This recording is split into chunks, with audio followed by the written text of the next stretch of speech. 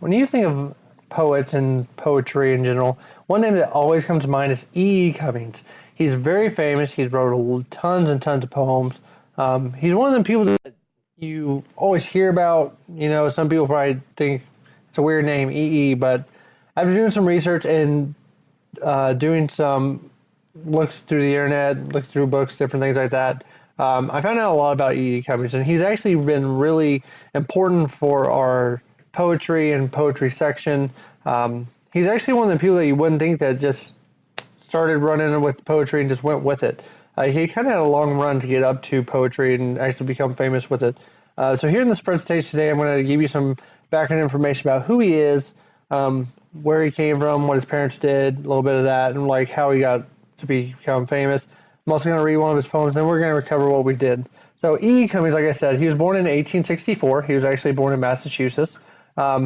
His parents were very well known, especially his father. He was a pastor, and he was also a professor at Harvard.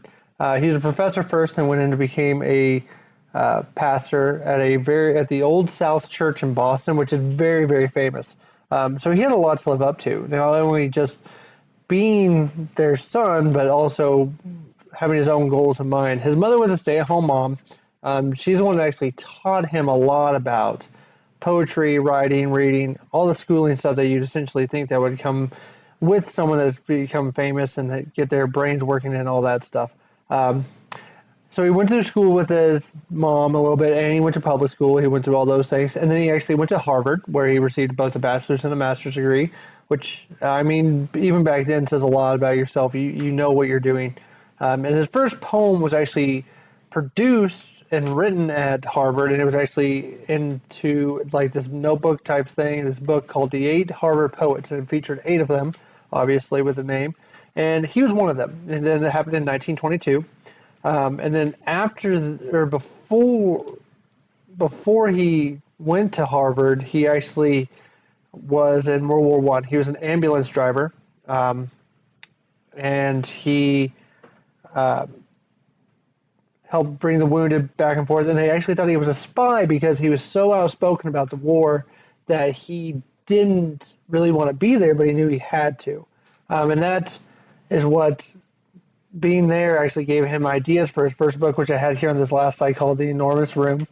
And that was produced in 1924, and he wrote that and put it out there.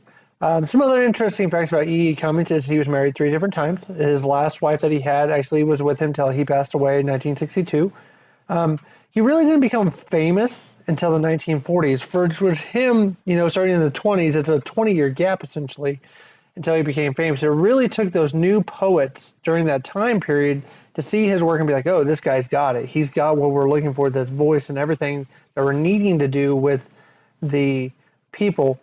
And that's where they went with it, and that's how he became famous. One of the last poems that he wrote and produced in 1962 before he died, it really let you know what kind of person he was. It really went through the struggles he went with, not only with when his father passed away, but the struggles he had in life growing up, going through World War One, writing, going through different marriages. It really gave you an opening to where he was. And like I said, he passed away in 1862, but that's kind of where he was.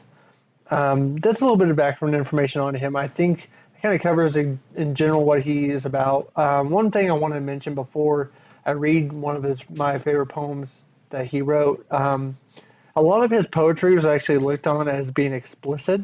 A lot of it was sexually oriented, but that's what kind of made him unique and famous. But one of the poems I picked is actually called Buffalo Bill. And it was written like this. I took out some of the spaces to fit it on here, that way we could read it. But me being someone that loves history, I decided to do one on Buffalo Bill. And I found this one that I thought was great. So here it is. It's called Buffalo Bills by E. Cummings. Buffalo Bill's the function who used to ride a water-smooth silver stallion and break 1, 2, 3, 4, 5 pigeons just like that. Jesus, he was a handsome man. And what I want to know is, how do you like your blue-eyed boy, Mr. Death? So you can see that's kind of a little bit of a dark poem, but it also tells you, he was okay with calling other men handsome and kind of expressing himself in different ways. I thought it was interesting that he didn't really talk about Buffalo in there, but he did talk about Buffalo Bill. But like I said, me being a history buff, that's one of the poems I kind of floated to when I was looking through all of his research. Um, he's actually became really, really popular with some of the things he writes. The way he writes is also very different, but it's pretty interesting how he does that. Um, Lastly, I just want to kind of review what we've talked about a little bit. So, like I said, he was born in 1864 in Massachusetts. His parents were also very famous, and that also led to him become famous, but it also made him live up to what he wanted his parents to do.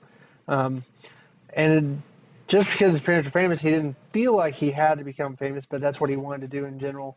And that really bled into a lot of his poetry. And like I told you guys before, um, it did take him at least 20 years to become famous. He started writing in the 20s, but he really didn't become famous until the 40s when the new generation of writers and everything was coming in.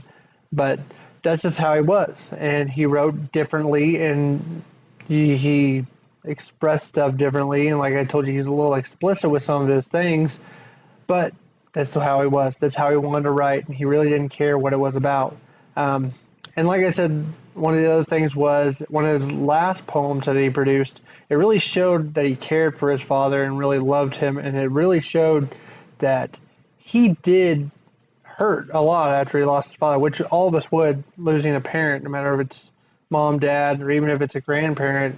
It's going to hurt in some way, but it really affected the way he went through life and achieved his goals. So, but that's our lesson today of E. Cummings. Thank you all.